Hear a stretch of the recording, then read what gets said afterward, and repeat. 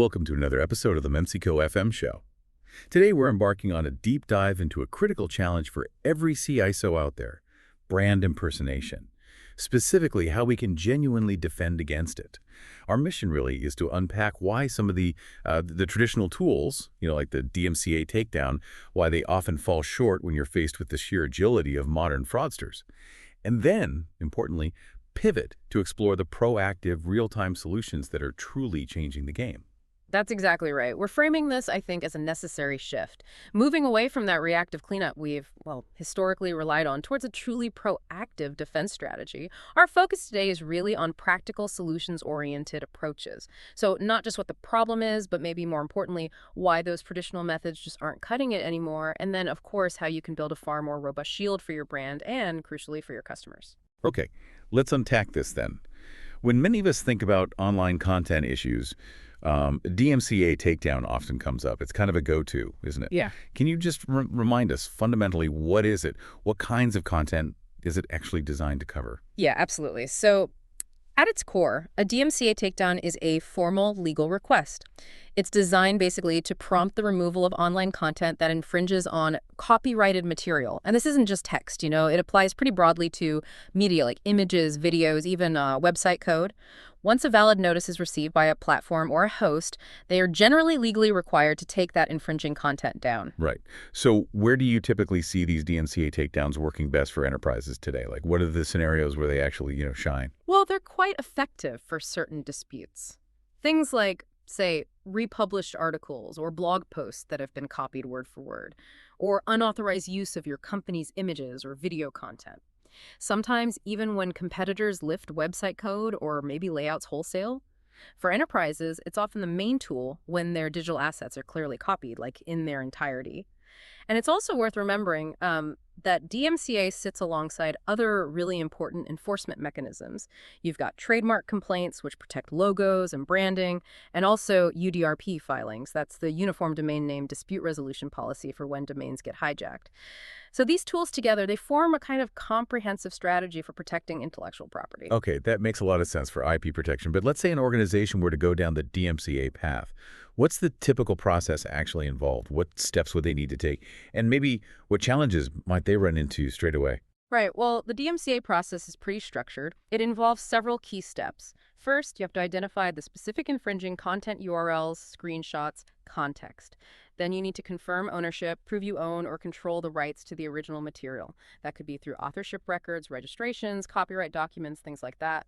After that, you draft the formal notice. This needs contact details, a description of the copyrighted work, the URLs of the infringing content, a statement of good faith belief, and a signature. Then you send it off to the right party. This could be the hosting provider, the domain registrar, maybe even a search engine or social platform. And finally, you monitor for compliance. You wait for them to take it down. But the challenge becomes clear almost immediately when you're dealing with modern threats like phishing. These sites often rotate domains or deliberately hide their hosting details. That makes the initial identification and then targeting the right entity incredibly difficult sometimes. You mentioned monitoring for compliance, and that content is usually removed in a few business days. Okay. What does that timeline really mean? Especially when we're talking about a live attack, an active brand impersonation or a phishing campaign that's happening right now. Is a few days actually an acceptable speed in that context? In short, no, it really isn't. Even under the absolute best conditions, a DMCA takedown requires days for processing, sometimes longer. In the lightning-fast world of online fraud and brand impersonation, that kind of delay is it's unsustainable. A sophisticated phishing site can harvest hundreds, maybe even thousands of victims' credentials within just hours of going live. Yeah. So that lag time, it fundamentally undermines any chance of a real-time defense using DMCA alone. Okay, so that really brings us to the core challenge, doesn't it? If DMCA is so robust for copyright issues, why are we still seeing so much struggle when it comes to brand impersonation and phishing? What's the fundamental mismatch? Why is it often so ineffective in that specific fight? You've hit on it exactly. DMCA notices, they were never really intended to combat the kind of agile, rapidly evolving threat that phishing and brand impersonation represent today. There are some fundamental weaknesses that leave organizations exposed. First, as we just discussed, that inherently slow process. Legal removal takes days. But these fake websites, They're designed to steal credentials in minutes. By the time the legal wheels even start turning, the damage is often already done. So speed is definitely a huge factor. Are there other limitations it faces? Oh, absolutely. Another major one is what I'd call scope mismatch. DMCA specifically covers copyrighted material. That's its job. It's not really designed to handle things like lookalike domains that don't directly copy your content but just mimic your brand's URL to trick people. Or, say, spoof logos that are visually very similar but maybe not an exact pixel for pixel copyrighted reproduction. Those can slip through. Then you have jurisdiction gaps. Many phishing sites are hosted in countries that simply don't recognize or enforce DMCA law. That makes enforcement incredibly difficult, sometimes just impossible. And finally, maybe the most frustrating part for security teams is what we call the whack-a-mole effect. You know this one. Even if you successfully remove one fake site, attackers use these automated kits to spin up dozens more, often with new domains, sometimes within minutes. Security teams just end up chasing their tails endlessly. Yeah, that whack-a-mole effect sounds truly insidious. If a fake banking site can be cloned and fully operational in under an hour, what does that actually mean for the sheer volume of attacks a brand might face during, let's say, a critical sales event, like Black Friday, for example? It creates a potentially catastrophic scenario, frankly. Modern attackers, they leverage automated phishing kits to clone brand assets almost instantly. They can provision lookalike domains on demand. That means new spoofed sites can be up literally as fast as they can register the domains. Then they flood potential victims through all sorts of channels, mass emails, maybe compromised ad networks, even SEO poisoning, where they hijack your brand search results just to drive traffic. They harvest credentials, payment data, whatever they're after within minutes. And they monetize that data immediately, either for account takeover or by selling it on dark markets. The entire life cycle is incredibly fast. So, in your Black Friday example, even with the absolute fastest possible DMCA detection and filing, that multi-day process would inevitably lead to mass credential harvesting, widespread data exfiltration, compromised customer accounts, and really severe brand trust damage before that takedown is ever completed. DMCA is, just by its nature, it's a reactive tool. It's a post-factum cleanup mechanism, not a proactive defense against this kind of threat. Wow. Okay, so what does this all mean for CISOs listening? If these reactive legal processes simply cannot keep pace with these agile real-time threats, what can enterprises actually do to defend against brand impersonation effectively? What's the alternative for building a real shield for their brand? Yeah, this is where real-time brand impersonation protection becomes absolutely essential. It's a different mindset. Instead of relying on those slow, legalistic processes that always seem to leave you playing catch-up, enterprises can now actually neutralize threats as they happen. In real time, it completely flips the model from after-the-fact cleanup to in-session defense, preventing the damage before it even occurs. It's really a profound strategic shift. That really does sound like a fundamental change in approach. How does this proactive defense actually work then? What are its key features? What makes it so effective against these fast-moving threats? There are several really powerful features that drive this proactive defense model. One key element is cloning detection. And the real revelation here isn't just detecting clones, although that's important. It's the profound shift stopping them before any customer ever lays eyes on them. This kind of technology flags those early-stage cloning behaviors, the structural replication of your site, cutting off attacker engagement entirely. That's a massive strategic advantage. It flips the traditional cleanup model completely on its head. Okay, so it's about preempting user exposure entirely. That sounds like a game changer right there. It really is. Then there's the strategic brilliance, I think, of decoy credential injection. This is fascinating. You're not just blocking an attack attempt, you're actively poisoning the well for the attacker, making their efforts worthless. This feature automatically swaps any real login data entered on a fake site with decoy credentials. So even if an attacker manages to steal something, what they get is totally useless. And then when they inevitably try to replay those stolen decoys against your real site, it triggers immediate alerts and lockouts. It significantly increases their cost of doing business and just destroys their potential ROI. Huh.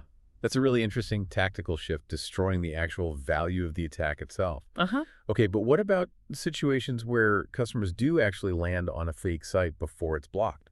Yeah, that's covered too. That's where features like red alerts on spoofed sites come in. This provides very clear, visible warnings directly to your customers the moment they land on a known spoof domain. It stops the engagement right there before any harm can occur. It essentially breaks that scam funnel. Additionally, you often have suspicious device blocking.